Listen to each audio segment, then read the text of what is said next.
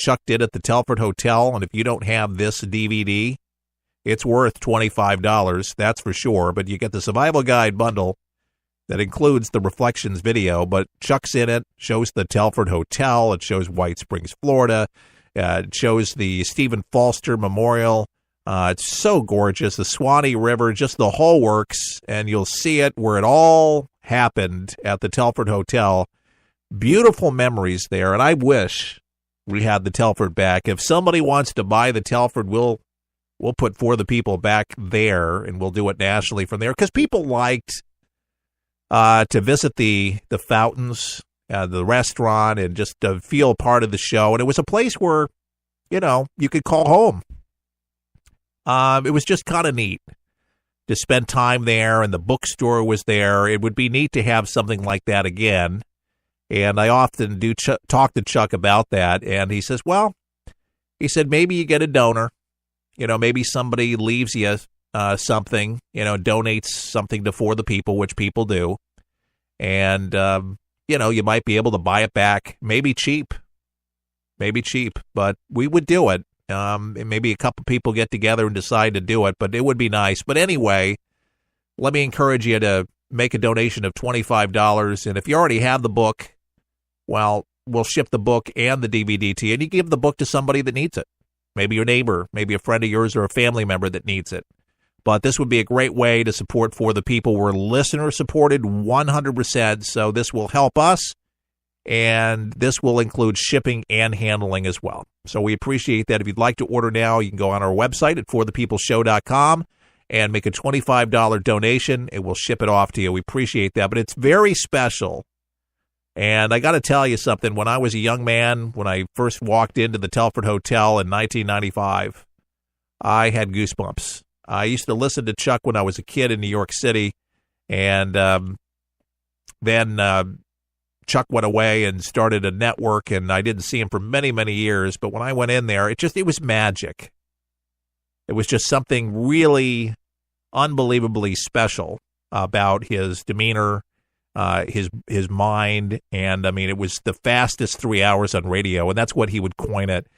And we hope that that's the case when you listen to the broadcast today. We really at least aim for that you have the same experience when listening, that you do learn something, but you're drawn to the show, feel a part of the show, and we really want For the People to be there. And we want to do so much more with the broadcast, but it's going to take folks to give a little more, if you can and are able. And that's how Chuck did it, because I really asked him, I said, Chuck, how did you grow For the People? And he said, I had people, that could give $15,000 here. That were able to write bigger checks, that we could expand and hire people that just, had the means to do it. Old money, new money, whatever it was, that they were just able to give bigger donations to something that they believed in, that was just bigger than them, and it resonated with them, and that much that they gave. And I've been the new host, if you will, and he never replaced Chuck, but for about 3 years now. So I hope that I have showed loyalty and dedication to all of you that were Chuck supporters, even back then, that may have been writing those bigger checks. But I could certainly use your help. I certainly have big plans, but it takes money, folks. You can't do business with people that don't have money, as Chuck used to say. It's the same thing, and getting out on more stations, and that's what we need to do. We need to grow it, and it takes money. We'd like to be at some of the radio shows and broadcast our show live on location during the NAB, so they can see me in action, hear the show, and have some affiliate relations people there handing out demos of the show, and have the network there to show them where they can pick it up, because we're syndicated and all of that good stuff. But anyway, if you have not become a monthly supporter, that's a way that you can do it. Or you can give a one-time donation on our website at forthepeopleshow.com. And, if you'd like to put us in your will, we would really appreciate that. But let us know and where we can contact in case, your lawyer would know all that information. But that's how Chuck said he did it. And again, I'm new to all this stuff, listener support. I'm used to getting a paycheck. I don't receive a paycheck, but, for most of my career I did. So this is uncharted territory. To be behind the mic and just knowing that it's the listeners that support you. And we're going to be doing something in October to be raising some money and some awareness on this thing. And we're going to make it very fun. It's going to be very upbeat, and it's going to be packed with good stuff. But to be able to raise some money to the coffers so we can really, really spread our wings a little bit more. But be thinking that if you want to do something before October, that would be terrific. We'd really appreciate that. ForThePeopleShow.com. Here's a very interesting story, and I said, this is no way. You ever come across a story and you're saying, this can't be? Oh, yeah, that's right, MSNBC and CNN, right? But not so on this story. It captioned me from the Blaze today. It says, illegal alien crossings are surging again after historic decrease. This is a true story.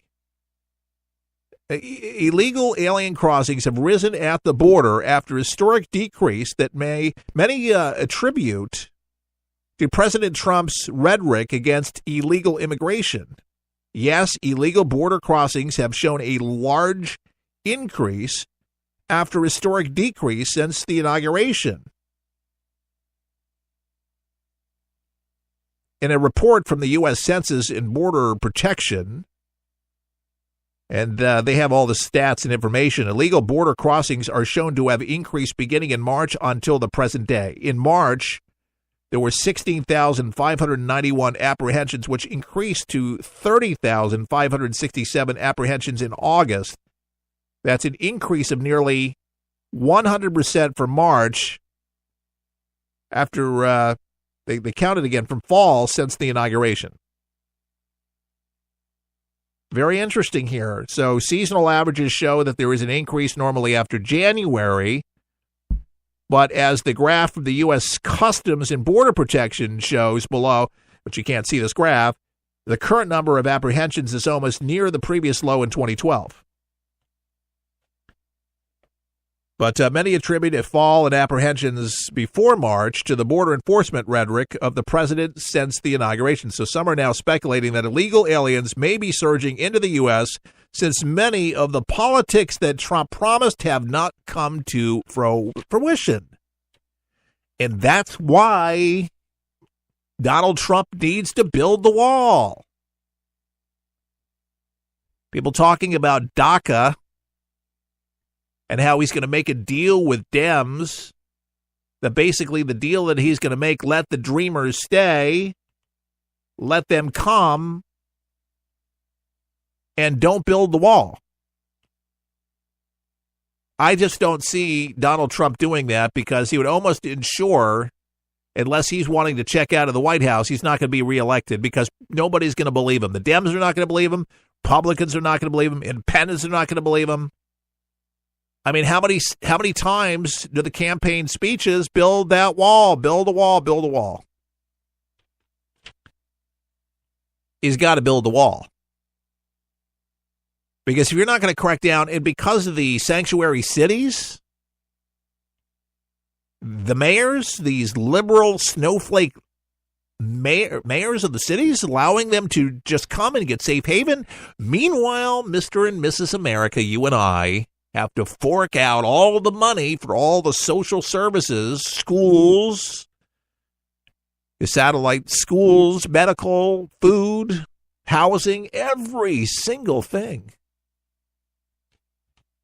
The wall seems to be a good thing. And by the way, walls do work. You ever go to Israel? They got a wall. You ever go to the White House? They have a wall. You ever go to the Vatican? They have a wall. There's a reason why people build fences. There's a reason why people have them. It's a great deterrent. You say, well, it'll burrow under the wall. Well, you can have surveillance. It's a great deterrence because more people are getting around or cutting into the fences to get under it. It's not burrowing under it. They're getting by places where there's no fence. The bottom line is, if we don't have borders, we don't have a country. And this needs to continue on being the base's message back to the president and back to anybody in Washington.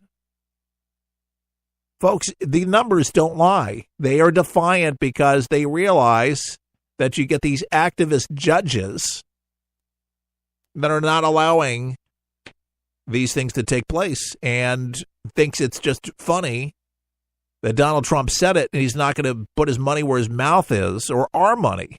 I don't think anybody is going to be offended, even if Mexico ends up not paying for it, which I think it's brilliant, that they actually start paying for something that comes in here. If they want to sell products, services, then they need to be taxed because every other country does the same thing. Why not us?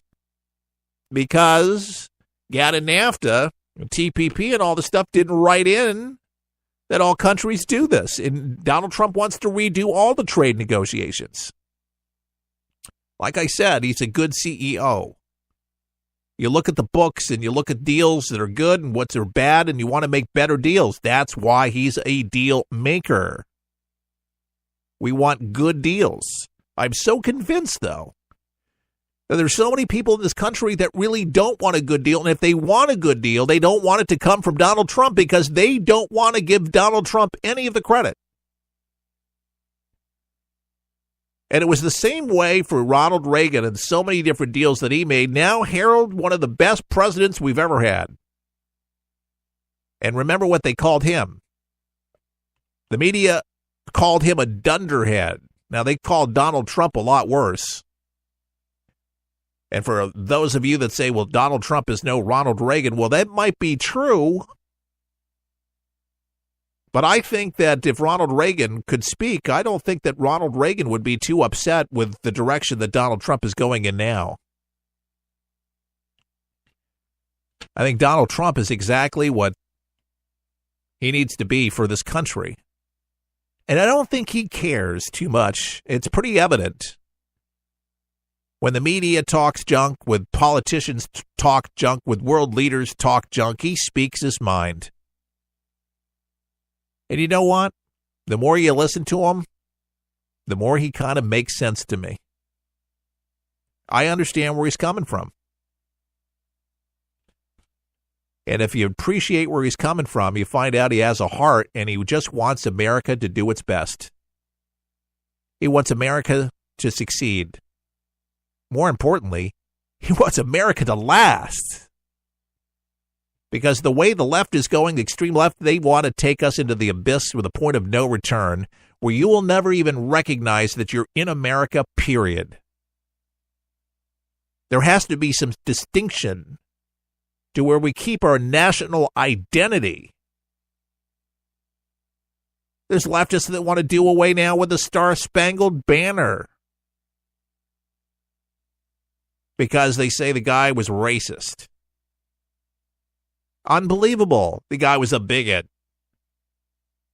Everybody's a bigot to them. Everybody's a bigot. If you're white, you're a bigot. We've had this conversation. If you're a supporter, whether you're black, you're still a bigot. Doesn't matter. Plenty of blacks and Hispanics, but you're a bigot. You didn't know that, did you?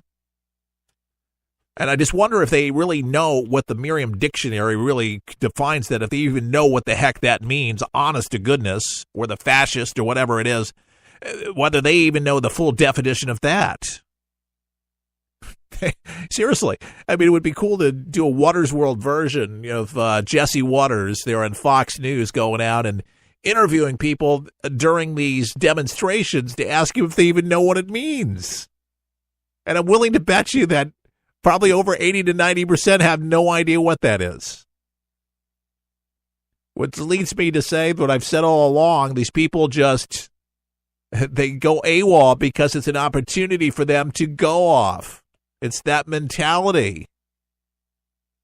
You know, where it's fight, there's a fight, everybody wants to watch the fight, but nobody's asking about it. They just want to watch it. They just like the action.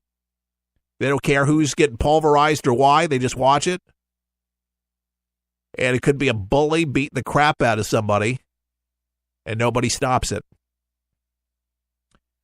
And there's a lot of bullying going on